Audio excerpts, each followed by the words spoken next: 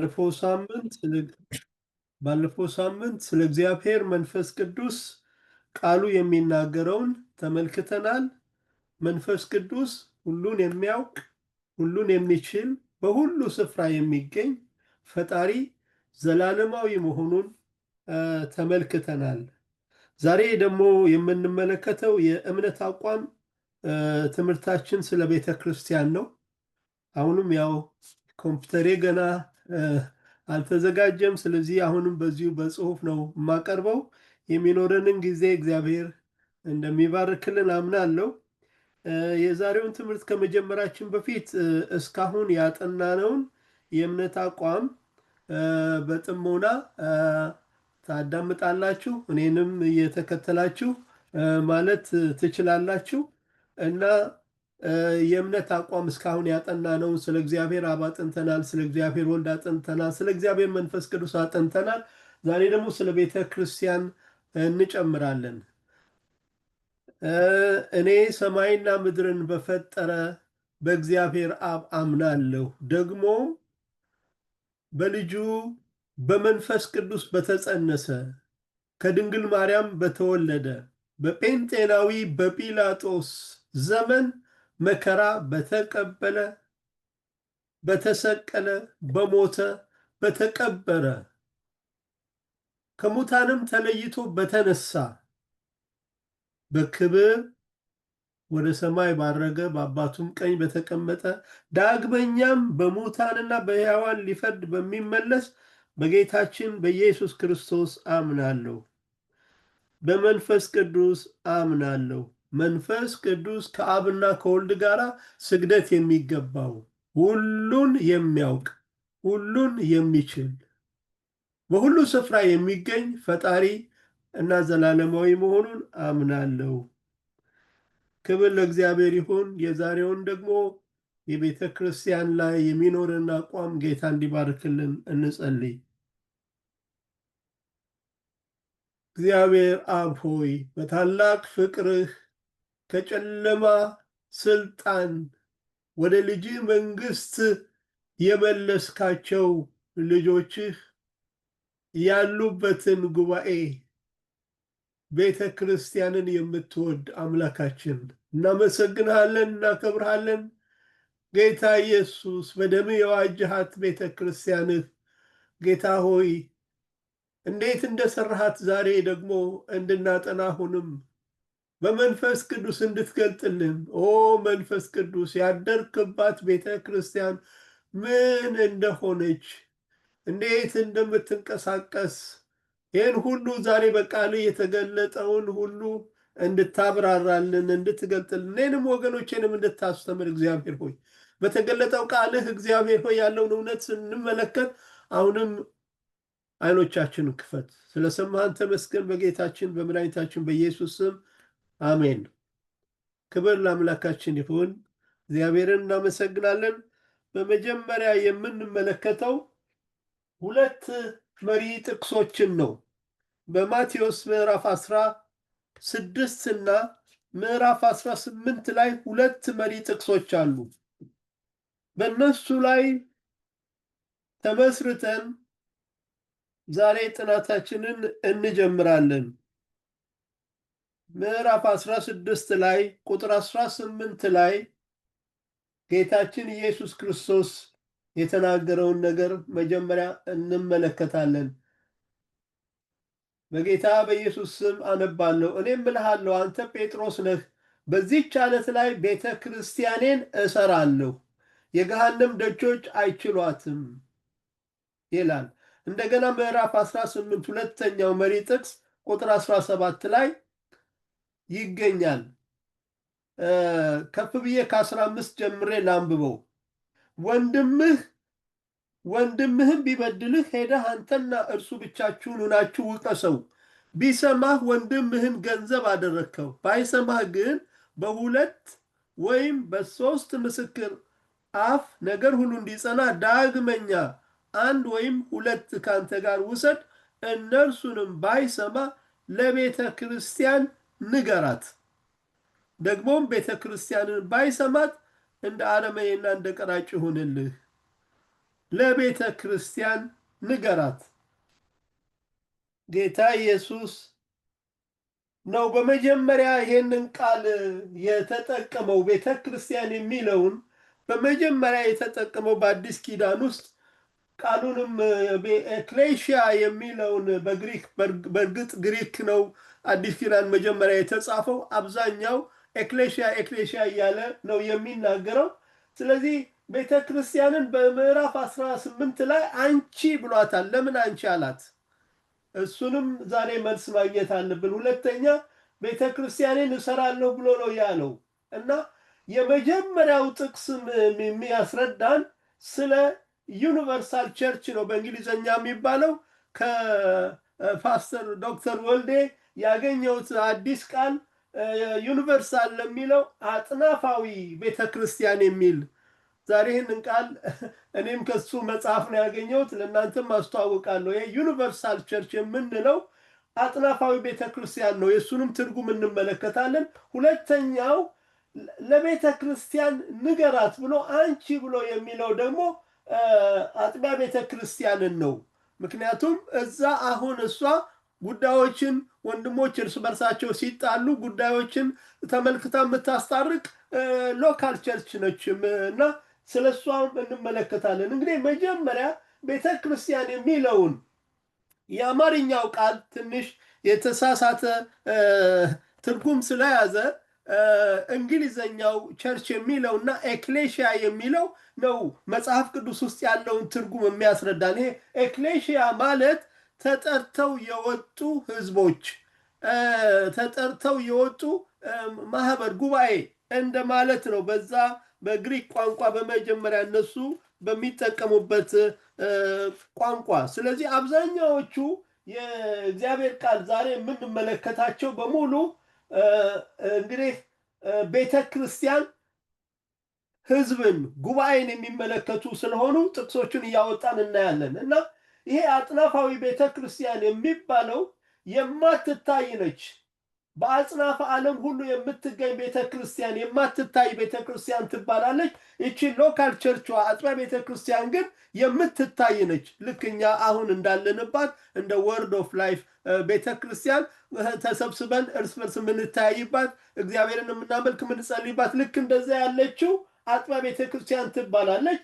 ይሄኛው ግን አጥናፋዊ የሚባለው ዩኒቨርሳል ቸርች የሚባለው ቤተ ክርስቲያንን እሰራለሁ የሚለው ማቴዎስ 16:18 ስለ ዩኒቨርሳል ቸርች ነው የሚናገረው። ይሄ ቤተ ክርስቲያኔን ለቤተ ክርስቲያን ንገራት የሚለው ደግሞ አጥቢያ ቤተ ክርስቲያንን የሚመለከት ነው። እርሱን እንግዲህ በዝርዝር እናያለን። ይሄ ከአጽናፍ እስከ አጽናፍ ማለት ከምድር ዳርቻ እስከ ምድር ዳርቻ በጠቅላላ በየቦታው ከቀድሞ ከሐዋርያት ጊዜ ጀምሮ ክርስቶስ የእግዚአብሔር ልጅ ነው ብለው ያመኑ ወደፊትም ክርስቶስን እያመኑ የሚመጡትን ቅዱሳን የሚጠቀልል አጥናፋዊ ቤተ ክርስቲያን ይባላል። ዩኒቨርሳል ቸርች ሁሉንም የሚጠቀልል ቤተ ክርስቲያን ነው። አሁን አንቀላፍተውም ያሉትን የሚመለከት ነው። እነሱን ሁሉ አንድ ቀን ጌታ ያመጣቸዋል እና ስለሱም እንግዲህ ዛሬ እንመለከታለን። እና ይሄ አጥቢያ ቤተ ክርስቲያን ውስጥ አንተ ክርስቶስ የሕያው እግዚአብሔር ልጅ ነህ ብለው ያመኑ ሰዎች ብቻ ናቸው የሚገቡት። ዩኒቨርሳልም ውስጥ የሚገቡት ኢየሱስ ክርስቶስ የእግዚአብሔር ልጅ እንደሆነ አምናለሁ ብለው የሚናገሩ፣ ጌታ ኢየሱስ ክርስቶስ ቤተ ክርስቲያኑን የሚሰራው ኢየሱስ ክርስቶስ የሕያው እግዚአብሔር ልጅ ነው የሚል የእምነት አቋም ባላቸው አማኞች ላይ ነው። ያንን የእምነት አቋም የሚናገሩ ሰዎች ናቸው ወደ ቤተ ክርስቲያን የሚጨመሩት። ጌታ ኢየሱስ ቤተ ክርስቲያኑን የሚሰራው ኢየሱስ ክርስቶስ የእግዚአብሔር ልጅ እንደሆነ አምናለሁ በሚሉ አማኞች ናቸው። ለምሳሌ ይሄ የሐዋርያት ሥራ ምዕራፍ 8 ቁጥር 37 ላይ የምናገኘው ፊልጶስ ያገኘው መንፈስ ቅዱስ እየመራ ወስዶት፣ ባለፈውም ሳምንት አንስተነዋል። ፊልጶስ የመሰከረለት ጃንደረባይ ከኢሳይያስ 53 ተነስቶ ስለ ወንጌል ስለ ኢየሱስ ስለሰበከለት ኢየሱስን ተቀበለ እና ውሃ አየና እንዳልጠመቅ የሚከለክለኝ ምንድን ነው ብሎ ሲል፣ በእውነት ካመንክ ትችላለህ፣ በእውነት አምናለሁ ኢየሱስ ክርስቶስ የእግዚአብሔር ልጅ እንደሆነ አምናለሁ ብሎ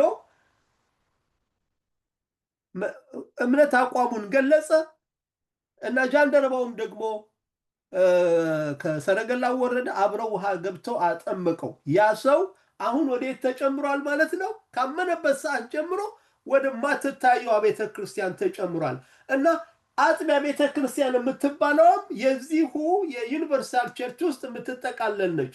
እና እንግዲህ ይቺ ቤተ ክርስቲያን የተወለደችው መንፈስ ቅዱስ በወረደበት ቀን እንደሆነ ባለፈውም ሳምንት አንስተናል። ቤተ ክርስቲያን በመንፈስ ቅዱስ በወረደበት በበዓለ ሃምሳ ቀን ተወለደች። በምድር የተጀመረው የቤተ ክርስቲያን ዘመን በበዓለ ሃምሳ ቀን ነው። የሚጠናቀቀው ደግሞ በንጥቀት ቀን ነው። ጌታ ኢየሱስ በአየር ላይ ይመጣል። አሁን ዳግም ምጽአቱን እየተጠባበቅን ያለንበት ጊዜ ነው። ጌታ ኢየሱስ በሚመጣበት ጊዜ እነዚህ በአጽናፈው ዓለም ውስጥ ያሉት አጥናፋዊ ቤተክርስቲያን ያሉትም አጥቢያ ቤተክርስቲያን ውስጥም ያሉት ጌታ ኢየሱስ በሚመጣበት ጊዜ ያሉትም ሁሉም አንድ ላይ በዛ ጊዜ ይገኛሉ። እዛ መጀመሪያ ያንቀላፉት እነዚህ አጽናፈ ዓለም ውስጥ ያሉት ዩኒቨርሳል ቸርች ውስጥ ያሉት ሞተውም ያሉት ጠቅላላ እዛ ይመጣሉ። የነሱ ህይወት ከስጋቸው ጋር የሞቱ ስለሆኑ ስጋቸውም ነፍሳቸውም መንፈሳቸውም የተቀደሰ እንዲሆን የማይበሰብስ የማይሞት እንዲሆን ይለወጣል። እነዚህ አጥቢያ ቤተ ክርስቲያን ውስጥ ያሉት በዚያ ጌታ ኢየሱስ ሲመጣ የነበሩት እነሱም ከነ ህይወታቸው እዛው እያሉ እንደገና ይህ አካላቸው የማይሞትና የማይበሰብስ ሆኖ ይለወጥና ሁለቱም አንድ ላይ ዩኒቨርሳል ቸርችም አጥቢያ ቤተ ክርስቲያንም በዚያ በንጥቀት ቀን አንድ ላይ በመንፈስ ቅዱስ ወደ ሰማይ ያደርጋሉ። ከዛ ከጌታ ኢየሱስ ጋር ይቀጥላሉ። የሚቀጥለው ሳምንት ስለ ትንሣኤ ስለምንመለከት ትንሣኤን እንደገና እናየዋለን። እና ቤተ ክርስቲያን ጅማሬ አላት። በበዓለ ሃምሳ ቀን ተጀመረች፣ ተወለደች። ከዛ በኋላ አሁን ይሄ ቤተ ክርስቲያን ዘመን ነው። ጌታ ኢየሱስ እስከሚመጣበት እስከ ዳግም ምጽአት ቀን በአየር እሱን እስከምንቀበልበት ጊዜ ድረስ ቤተ ክርስቲያን ዘመኗ ነው። በዚህ ዘመን ውስጥ እኛም የቤተ ክርስቲያን አካል ሆነ አገልግሎት እንቀጥላለን። አጥቢያ ቤተ ክርስቲያን ስም አላት። የመጀመሪያው ኢየሩሳሌም ቤተ ክርስቲያን ነው የምትባለው። ኢየሩሳሌም ቤተ ክርስቲያን በሐዋርያት ሥራ ምዕራፍ 2 ላይ ነው። መንፈስ ቅዱስ በወረደበት ቀን ነው የተወለደችው የተመሰረተችው። እና እሷ ቤተ ክርስቲያን ሐዋርያት ነበሯት። እንደገናም ደግሞ ዲያቆናትንም ደግሞ መረጠች። በመልካም የተመሰከረላቸው መንፈስ ቅዱስና ጥበብ የሞላባቸው እነዚህ ጥበብ የሞላባቸውን መርጣ እንደ ሾመች በሐዋርያት ሥራ ምዕራፍ 6 ላይ እናያለን።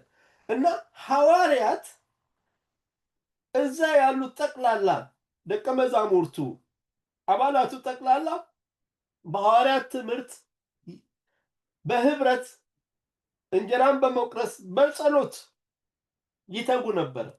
እና ሐዋርያት ያላቸው የእምነት አቋም ለጸሎትና ቃሉን ለማገልገል መትጋት ነው። በዚያ ጊዜ እነዚህ ዲያቆናት ደግሞ ጠቅላላ ማህበራዊ ጉዳይ የሆነውን አስተዳደራዊ ጉዳይ የሆነውን ያንን ነገር ማስተዳደር የነሱ ስራ ነው የሚሆነው። እና ቤተ ክርስቲያን ይቺ የምትታየው አጥቢያ ቤተ ክርስቲያን በየሀገሩ ትገኛለች። በኢየሩሳሌም አሁን አንስቻለሁ፣ በአንጾኪያ በኤፌሶን እያለ በጠቅላላ ጳውሎስ ከመጣማ በኋላ ጠቅላላ እስከ ኢጣሊያ ድረስ በብዙ ቦታ አብያተ ክርስቲያናት ሁሉ ተተከሉ። የኢየሩሳሌም የአጥቢያ ቤተ ክርስቲያንን የአባላት ሁኔታ ስንመለከት 120 የነበሩት መንፈስ ቅዱስ በወረደበት ቀን 3000 ተጨመሩና ወደ 3120 ሆኑ። ከዛ ወደ 5000 ደግሞ እንደገና ቁጥራቸው አደገ። እና ነገር ግን ቃሉን ከሰሙት ብዙዎች አመኑ፣ የወንዶችም ቁጥር 5000 ያህል ሆነ ይላል። የሐዋርያት ሥራ ምዕራፍ 4 ቁጥር 4። የቤተ ክርስቲያን ተልእኮ ታላቁ ተልእኮ ነው። ወንጌልን ማሰራጨት ነው። ጌታ ኢየሱስ ወደ ዓለም ሁሉ ሂዱ ብሏል። ወንጌል ለፍጥረት ሁሉ ስበኩ ብሏል። አሁንም በቤተ ክርስቲያን ዘመን ይሄንኑ ሐዋርያት ያደርጉት እንደነበረ እንድናደርግ እኛ ተጠርተናል። እና መጽሐፍ ቅዱስ ቤተ ክርስቲያንን እንግዲህ የሚጠራው ጉባኤ ብሎ ነው፣ የአማኞች ጉባኤ ብሎ ነው። ህንፃን ቤተ ክርስቲያን ብሎ መጽሐፍ ቅዱስ አይጠራም። እያንዳንዱን ጥቅስ አውጥተን ብንመለከት ለምሳሌ የሐዋርያት ሥራ ምዕራፍ 12 ቁጥር 5 በቤተ ክርስቲያን ስለ እርሱ ወደ እግዚአብሔር ጸሎት አጥብቆ ይደረግ ነበር ይላል እና ያን ጊዜ ጴጥሮስ ታስሮ እንደነበረ ታውቃላችሁ።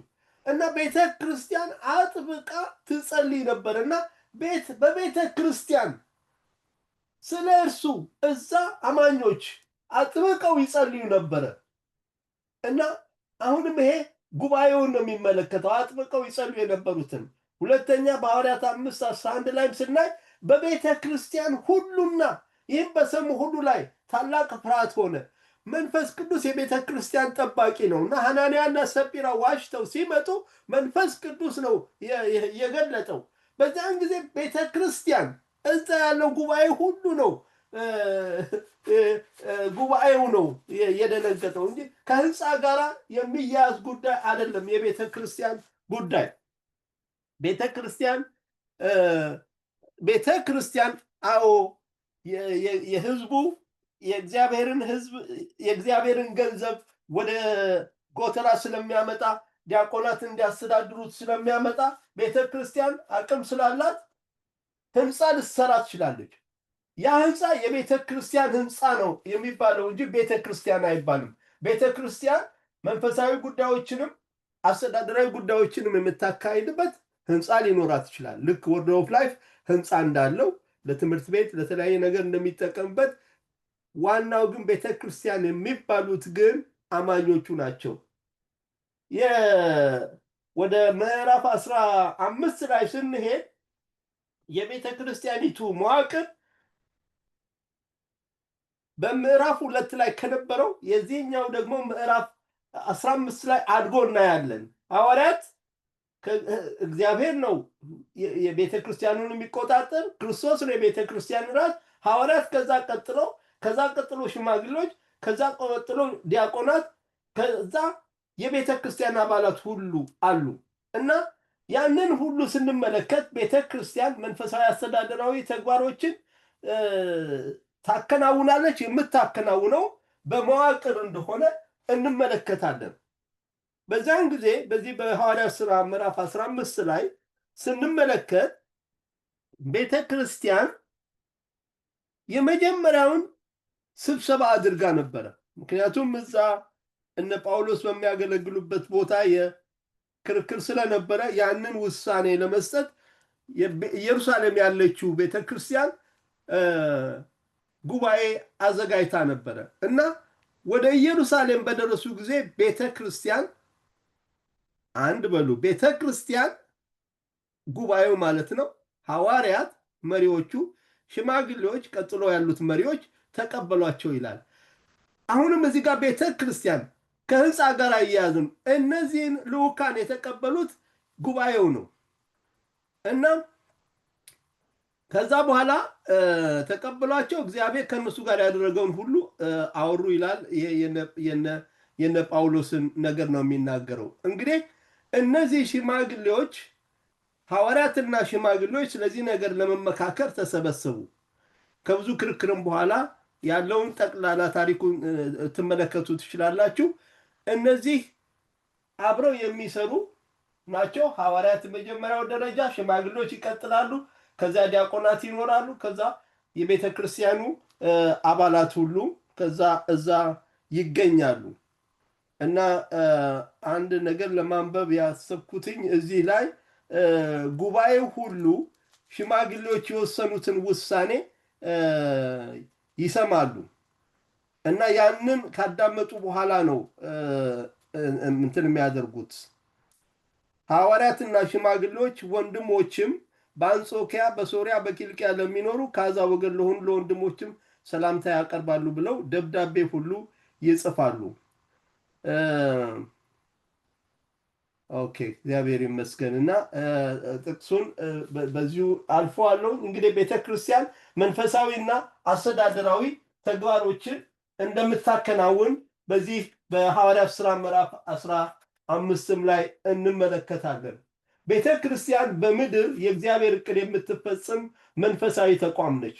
ቤተ ክርስቲያን የክርስቶስ አካል ነች። ሮሜ 12 ቁጥር 4 እስከ 5 መመልከት እንችላለን። ቤተ ክርስቲያንን ለማነጽ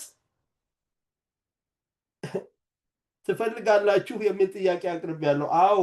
እና ምን ይላል የእግዚአብሔር ቃል? እንዲሁ ደግሞ እናንተ መንፈሳዊ ስጦታ በብርቱ የምትፈልጉ ከሆናችሁ ቤተ ክርስቲያንን ለማነጽ እንዲበዛላችሁ ፈልጉ ይላል ሐዋርያው ጳውሎስ በአንደኛ ቆሮንቶስ ምዕራፍ 14 ቁጥር 12። እና ቤተ ክርስቲያን የዛ ያሉት የመጀመሪያ ቤተ ክርስቲያን በሙሉ እግዚአብሔር መንፈስ ቅዱስ የሰጣቸው ስጦታ አለ። በዚያ ነው ቤተ ክርስቲያንን ሲያንጹ የነበረው። ዛሬም እኛ ቤተ ክርስቲያንን ለማነጽ እንደዚሁ መንፈስ ቅዱስ በሚሰጠን ስጦታ መጠቀም አለብን። ቤተ ክርስቲያን የጌታን በጎነት እንድትናገር በምድር የጽድቅ ስራ እንድታከናውን ይገባታል። ክብር ለእግዚአብሔር ይሁን።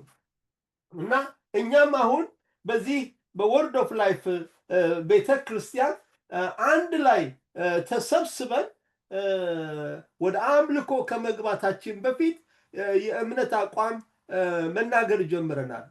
ይህ አምልኮ ቤተ ክርስቲያን የምታደርግበት ጊዜ ከእግዚአብሔር ጋር ህብረት የምናደርግበት ጊዜ ነው። በዛ ጊዜ በእውነት ይህንን አቋም መናገራችን ተገቢ ነው። ደግሜ የምታውቁት ነው እለዋለሁና ይህ አቋም ይዘን በእግዚአብሔር ፊት ቀርበን ነው እግዚአብሔር ማምለክ ያለብን። መለኮትና ሰው አንድ ላይ ህብረት የሚያደርግበት ጉባኤ ነው ይህ የቤተ ክርስቲያን ጉባኤ። እግዚአብሔር ጸሎታችንን ይሰማል። እግዚአብሔር አምልኮታችንን ይቀበላል። ቤተ ክርስቲያን ከሌሎቹ ስብሰባዎች ሁሉ የተለየች ስብሰባ ነች። ምክንያቱም እግዚአብሔር የሚገኝበት ጉባኤ ነው። በእውነት እግዚአብሔርን የሚያመልኩ ሰዎች በዚያን ጊዜ በቀጥታ እግዚአብሔር እንደሚገኝ በዚያ ስፍራ ማሰብ አለባቸው። መንፈስ ቅዱስ ያደረባቸው ናቸው። አሁን የበለጠ ደግሞ ከላይ ከሰማይ የሚያየው እግዚአብሔር በውስጣችን ባደረው በመንፈስ ቅዱስ አማካኝነት የበለጠ እኛ ተሰተን ተመስጠን በምናመልክበት ጊዜ ህልውናው ይገለጣል እና መለኮታዊ ጣልቃ ገብነትም ሁሉ መጥቶ የተለያየ ችግር ያለባቸው መፈወስ ያለባቸው ይፈወሳሉ። የጸሎት ጥያቄ ያላቸው የተለያየ ነገር መልስ ያገኛሉ። እና በወርድ ኦፍ ላይፍ ያለው የእምነት አቋም ጌታ ኢየሱስ ሆይ በዛሬው ዕለት ቃልህን እንደሚለን በሙሉ ልባችን በምስጋና በፊት ቀርበናል። በከንቱ ለመመላለስ አልመጣንም። ሰውነታችንን ቅዱስና እግዚአብሔርን ደስ የሚያሰኝ ሕያው መስዋዕት አድርገን እናቀርባለን። ይህም በእውነት የተሞላ ስግደታችን ነው። ዛሬ ባለን ሁሉ ጌታን እንባርካለን፣ ስምን እንቀድሳለን። ክብርና ሞገስ ምስጋናም ልትቀበል ይገባል። እስትንፋስ ያለው ሁሉ እግዚአብሔርን ያመስግን፣ ሃሌሉያ እያለ የምናቀርበው የእምነት አቋም እኔ በጣም ደስ ብሎኛል፣ ወድጄዋለሁ። በእውነት ቤተ ክርስቲያን ውስጥ አሁንም በምናመልክበት ጊዜ ከሌላው ስብሰባ የተለየ ነው። በዛ ቦታ ላይ መለኮትና ሰው አንድ ላይ ህብረት የሚያደርግበት እግዚአብሔር የሚገኝበት እግዚአብሔር መልስ የሚሰጥበት እኛን የሚባርክበት ጊዜ ነው እና ቤተ ክርስቲያን በአብ ተጠርተው በክርስቶስ ደም ተዋጅተው የመንፈስ ቅዱስ ማደሪያ የሆኑ አማኞች ጉባኤ ቤተ ክርስቲያን ነች። ቤተ ክርስቲያንን አንቺ ለምን ምንድነው የሚል ጥያቄ አንስቼ ነበረ። ቤተ ክርስቲያን እንደ ሙሽራ ስለሆነች ነው። ጌታ ኢየሱስ በሚመጣበት ጊዜ በሰማይ እሱ ሰርግ ስለሚያዘጋጅ ቤተ ክርስቲያንን እዛ ሙሽሪት አድርጎ ያስገባታል። ከዛ በኋላ በቃ ያ አንድ ሙሽራና ሙሽሪት በሰርጋቸው ቀን አንድ ላይ እንደሚሆኑ ቤተ ክርስቲያን ከዛ በኋላ ለዘላለም ከእግዚአብሔር ጋር ነው የምትኖረው። በምድር ያለው ጊዜው አብቅቶ ለዘላለም ከእግዚአብሔር ጋር በሰማይ የምትኖርበት ጊዜ ስለሚሆን ቤተ ክርስቲያን አንቺ የተባለችው አንደኛ ሙሽሪት ስለሆነች ነው። ሁለተኛው ኤክሌሽያ የሚለው ቃል በዓለም ላይ በጾታ በሴት ጾታ ቃላት የሚያመጡ ቋንቋዎች አሉ። አንዱ ግሪክ ነው። አረብኛም ይባላል፣ ጀርመንኛም ይባላል። የተለያዩ ቋንቋዎች አንዳንድ ቃላትን በሴት አንቀጽ ይናገራሉ እና ኤክሌሽያ የሚለው በመጀመሪያ ግሪክ የመጽሐፍ ቅዱስ አዲስ ኪዳን የተጻፈበት ኤክሌሽያ በሚል ቃል ስለሆነ ኤክሌሽያ በሴት አንቀጽ ነው ቃሉ የሚተረጎመው እና ኤክሌሽያ በሴት አንቀጽ ስለሆነ የተጻፈው አንቺ ቤተ ክርስቲያን ተብሏል። ስለዚህ ነው ጌታ ኢየሱስ ለቤተ ክርስቲያን ንገራት አንቺ ብሎ ነው ለእሷ ንገራት። ምክንያቱም አንተ ብትበደል አንተ ከወንድም ጋር ተወቃቅሰህ እርሱ አንተን እምቢ ቢልህ ለቤተ ክርስቲያን ንገራት። ቤተ ክርስቲያንን ደግሞ ባይሰማ ከዚያ በኋላ እንደ አረመኔያን እንደ ቀራጭ ይሆንልሃል ብሎ በመግቢያችን ላይ መሪ ጥቅስ አድርገን አንብበነዋል። ማቴዎስ 18 ቁጥር 17 ላይ። ስለዚህ የቤተ ክርስቲያን አንቺ የምትባልበትን ምክንያት ተረድተናል። እንግዲህ ቤተ ክርስቲያን ቢሮዎች አሏት፣ 5 ቢሮዎች። ጌታ ኢየሱስ ወደ ሰማይ ካረገ በኋላ መጀመሪያ መንፈስ ቅዱስን ነው የላከው። ከዛ በኋላ ደግሞ 5 የሰው ስጦታዎችን ሰጥቷል። መጀመሪያ የሰጠው በኤፌሶን ምዕራፍ 4 ቁጥር 11 ላይ ስናነብ ሐዋርያትን ነው የሰጠው። ከዛ በኋላ ነቢያትን፣ ከዛ ወንጌል ሰባኪዎችን፣ እረኞችን፣ አስተማሪዎችን ሰጠ ይላል። በሰው ደረጃ የተሰጡ አገልጋዮች አሉ። በእኛም በወርድ ኦፍ ላይፍ እግዚአብሔር አምላካችን ፓስተር ዶክተር ወልዴን መጋቢ ሆኖ እንዲያገለግለን አስነስቶታል፣ ሰጥቶናል። በብዙ አብያተ ክርስቲያናት እግዚአብሔር የሰጣቸው ሰዎች አሁን በማገልገል አሉ ቤተ ክርስቲያን ውስጥ እና ይሄንን ወደ ሰማይ ከወጣ በኋላ ካረገ በኋላ ኤፌሶን ላይ ነው የምናገኘው። እነዚህን ኤፌሶን ምዕራፍ 4 ላይ ሰጠ ይላል።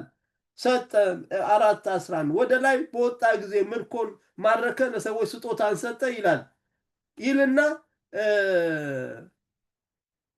እርሱም አንዳንዶቹን ሐዋርያት፣ ሌሎቹን ነቢያት፣ ሌሎቹንም ወንጌል ሰባኪዎች፣ ሌሎችንም እረኞችና አስተማሪዎች እንዲሆኑ ሰጠ ይላል እና ሁላችን የእግዚአብሔር ልጅ በማመንና በማወቅ ወደሚገኝ አንድነት ሙሉ ሰው ወደ መሆን የክርስቶስ ሙላቱ ወደሚሆን ወደ ሙላቱ እስክንደርስ ድረስ የቅዱሳን አገልግሎትን ለመስራት ለክርስቶስ አካል ሕንፃ ፍጹማን የሆኑ ዘንድ ይላልና እንግዲህ ቤተ ክርስቲያንን ለማነጽ የተሰጡ አገልጋዮች ናቸው።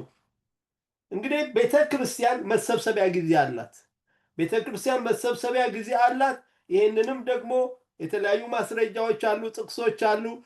ጌታችን ኢየሱስ ክርስቶስ በተነሳበት ቀን ሐዋርያት መሰብሰብ ጀመሩ በተደጋጋሚ። ከዚያ በኋላ ያንኑ በቆሮንቶስ ቤተክርስቲያን ያንኑ ልማድ እየተከተሉ ሄዱ። እንደውም ገንዘብ በሚሰበሰብበት ጊዜ ሁሉ ዲያቆናትም ገንዘብ የሚሰበስቡት እሁድ ዕለት ሆነ። ስለዚህ በአንዳንዶች ዘንድ ልማድ እንደሆነው መሰብሰባችንን አንተው። በቃ እሁድ ዕለት ማቋረጥ የለብንም። እነዚህ የቀደሙት አማኞች ከኢየሩሳሌም ቤተክርስቲያን ጀምሮ ከሐዋርያት እነሱ ከመሰረቷት ከሰበሰቧት ከዛች ጉባኤ ጀምሮ እስከ ዛሬ ድረስ ያሉት ያለማቋረጥ መሰብሰባቸውን አልተውም። እኛም ዛሬ በወርድ ኦፍ ላይፍ ያለነው እሁድ ዕለት መሰብሰባችንን መተው የለብንም። እንመካከር እንጂ ይልቁኑ ቀኑ ሲቀርብ እያያችሁ ጌታ ሊመጣ በተቃረበበት ጊዜ ይህን እያያችሁ አብልጣችሁ ይህን አድርጉ። ዕብራውያን 10 ቁጥር 25 ላይ ያለው ጥቅስ ነው። ቤተ ክርስቲያን ደግሞ 2 ስርዓቶችን ታካሂዳለች። አንደኛው የጥምቀት ነው፣ የውሃ ጥምቀት። ሁለተኛው የጌታ እራት ነው። አሁን እንደውም በወርድ ኦፍ ላይፍ በየሳምንቱ የጌታ እራትን በመውሰድ ላይ እንገኛለን። ይሄም የጌታችንን የኢየሱስ ክርስቶስን ሞት የምናስብበት ነው። እርሱ የኛ ምትክ ሆኖ ኃጢአታችንን ለማስተስረይ በመስቀል ላይ ደሙን አፍስሶ መስዋዕት እንደሆነ በጴንጤናዊ በጲላጦስ ዘመን መከራ እንደተቀበለ፣ እንደተሰቃየ፣ እንደተሰቀለ፣ እንደሞተ ሁሉ እናውቃለን። ስለዚህ ይህን የእሱ ሞቱን እንመሰክራለን። እና እንደውም ደግሞ አሁን እንደ ሐዋርያት የትንሣኤው ምስክሮች ሆነ መሰማራት ነው ያለብን። እንግዲህ የቀድሞዋ ቤተ ክርስቲያን የስብከት ማዕከል የትንሣኤው ተስፋ ነበረ። ትንሣኤ እንግዲህ የሚቀጥለው ሳምንት ርዕሳችን ነው። ስለዚህ የትንሣኤው ምስክር ሆነን እንቀጥላለን። ቤተ ክርስቲያን በክርስቶስ አዲስ ፍጥረት የሆኑ አማኞች ህብረት ነች። ክብር ለእግዚአብሔር ይሁን። ስለዚህ ማንም በክርስቶስ ቢሆን አዲስ ፍጥረት ነው፣ አሮጌው ነገር አልፏል፣ እነሆ ሁሉም አዲስ ሆኗል። ሁለተኛ ቆሮንቶስ 5:17 አዲስ ፍጥረት የሆኑ ማንም በክርስቶስ ቢሆን፣ በክርስቶስ የሆንን ሁላችን አዲስ ፍጥረት ነን። ቤተ ክርስቲያን የአዲስ ፍጥረት የሆኑ አማኞች ህብረት ነች። ለእርሱ በቤተ ክርስቲያን በክርስቶስ ኢየሱስ እስከ ትውልዶች ሁሉ ከዘላለም እስከ ዘላለም ክብር ይሁን፣ አሜን። ኤፌሶን 3:21 ክብር ለእግዚአብሔር ይሁን። እኔ በእግዚአብሔር አብ ፍቅር በተጠራች በተመረጠች ቤተ ክርስቲያን አምናለሁ። አንደኛ። ሁለተኛ፣ በጌታችን በኢየሱስ ክርስቶስ ጸጋ ብቻ በምታምን በደሙ በተዋጀች ቤተ ክርስቲያን አምናለሁ። ሶስተኛ፣ በመንፈስ ቅዱስ ኅብረት አንድነቷ ተጠብቆ በቆመች የሕያው እግዚአብሔር ቤተ ክርስቲያን አምናለሁ። አራተኛ፣ በቃሉ ብቻ አብርሆት አግኝታ ታላቁ ተልእኮን በማከናወን ላይ በምትገኝ ቤተ ክርስቲያን አምናለሁ። አምስተኛ፣ ክብር ለእግዚአብሔር ብቻ በምትሰጥ የእግዚአብሔር ቤተ ክርስቲያን አምናለሁ። ስድስተኛ፣ በእምነት ብቻ ክርስቶስን ተቀብለው በተሰባሰቡ የአማኞች ቤተ ክርስቲያን አምናለሁ። ሰባተኛ፣ ክርስቶስ ብቻ በሰራት ቤተ ክርስቲያኔ በሚላት ቤተ ክርስቲያን አምናለሁ፣ አገለግላለሁ። ክብር ለእግዚአብሔር ይሁን ወገኖች፣ ክብር ለእግዚአብሔር ይሁን። እግዚአብሔር ታላቅ ነው። የዛሬውን ትምህርታችንን እዚህ ላይ እናጠቃልላለን። የሚቀጥለው ሳምንት ጥናታችን ትንሣኤ ይሆናል። ክብር ለአምላካችን ይሁን። እንግዲህ ለእህታችን ለሜሪ አስረክባለሁ። ጥያቄም ካላችሁ እቀበላለሁ። ሁላችሁን ጌታ ይባርክ። ስለሰማችሁኝ እግዚአብሔር ይስጥልኝ።